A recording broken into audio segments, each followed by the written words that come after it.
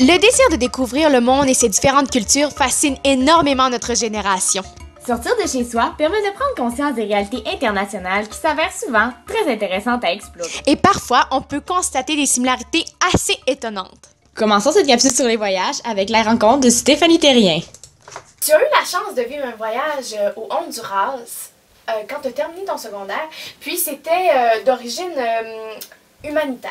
Tu as dû rentrer dans leur monde carrément, là, parce que veux pas, c'est vraiment un choc de culture. Comment tu as trouvé ça? Non, c'est sûr que c'était un choc. Là. Moi, au début, tout allait bien. Pendant toute la préparation, là, 1 an et demi de préparation, moi, j'ai pas eu de problème. Mais le gros choc que j'ai eu, c'était en arrivant à l'aéroport, j'ai fait. Comment t'as fait pour t'en sortir? Parce que veux pas, ils ont pas nécessairement la chance d'apprendre l'anglais, ni le français. J'ai été capable d'expliquer un jeu de cartes, par contre. Oh, OK. J'ai à mes frères. J'ai réussi à leur apprendre un jeu. À tes frères, oui. Ouais, mes frères, oui, c'est... Pour nous, c'est comme ça. J'ai réussi à leur apprendre. J'ai sorti le dictionnaire. J'ai réussi, ça a pris une vingtaine de minutes, mais on a finalement joué, ils ont compris. Ça, c'est ma grande satisfaction espagnole de mon séjour. Est-ce que tu as eu l'impression que, là, l'entraide, c'est quelque chose que tu veux amener maintenant dans ta vie, que c'est quelque chose que tu aimerais retrouver parce que veux pas, tu as eu l'air à avoir apprécié beaucoup ça? J'ai l'impression de ne pas avoir fait tout ce que je voulais faire, mais notre accompagnatrice le dit, vous avez mobilisé les gens. Ils ont une liste de projets. Si vous aviez pas été là, ils l'auraient pas fait. Ça serait pas arrivé.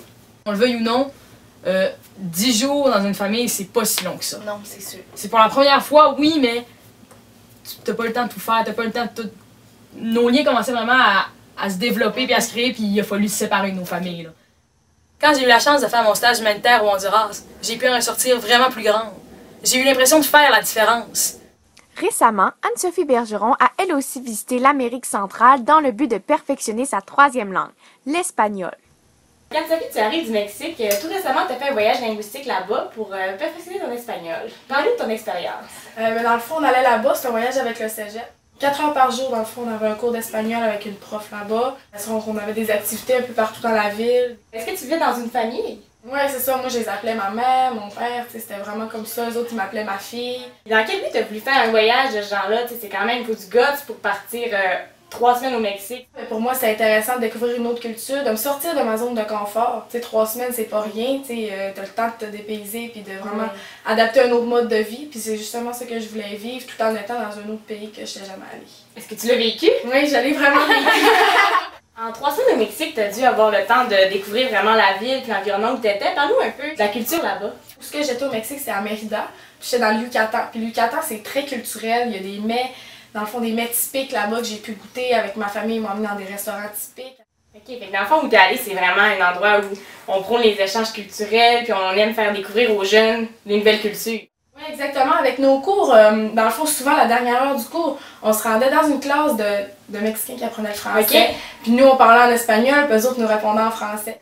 Grâce à mon voyage au Mexique, ça m'a permis, premièrement, d'apprendre l'espagnol, qui était le but premier, mais en même temps, ça m'a permis de créer des liens avec des gens vraiment extraordinaires et d'en découvrir plus sur la culture. C'était vraiment intéressant. Véronique Maltais, Alex Verville et Florence Bergeron ne pouvaient être présents pour l'entrevue car ils sont présentement aux 4 coins du globe. Voici quelques extraits de leur voyage. Véronique Maltais a quant à elle fait un stage de médecine au Bénin, en Afrique. Pendant 6 semaines, elle s'est imprégnée de la culture du pays car, selon elle, c'est ce qui est le plus important quand on voyage à l'étranger. Après son stage de radio en Belgique, Alex Verville a consacré 3 semaines à la découverte d'une partie de l'Europe. Accompagné de son sac à dos, il visite les Pays-Bas, l'Irlande et l'Allemagne. Pour lui, s'imprégner de cultures étrangères le passionne complètement. Florence Bergeron a décidé de passer l'année en terre australienne. Tout en perfectionnant son anglais, elle explore et découvre l'inconnu. Et bien entendu, Florence en est passionnée. Suite à ce bref voyage autour du monde, les jeunes nous ont démontré que partir à l'aventure a bien des répercussions positives. Cela prouve donc que voyager permet de changer notre vision des choses et aussi nous permet de mieux apprécier la vie. Les jeunes ne rayonnent pas qu'à travers les voyages, c'est pourquoi la semaine prochaine, une capsule tout aussi captivante vous attend.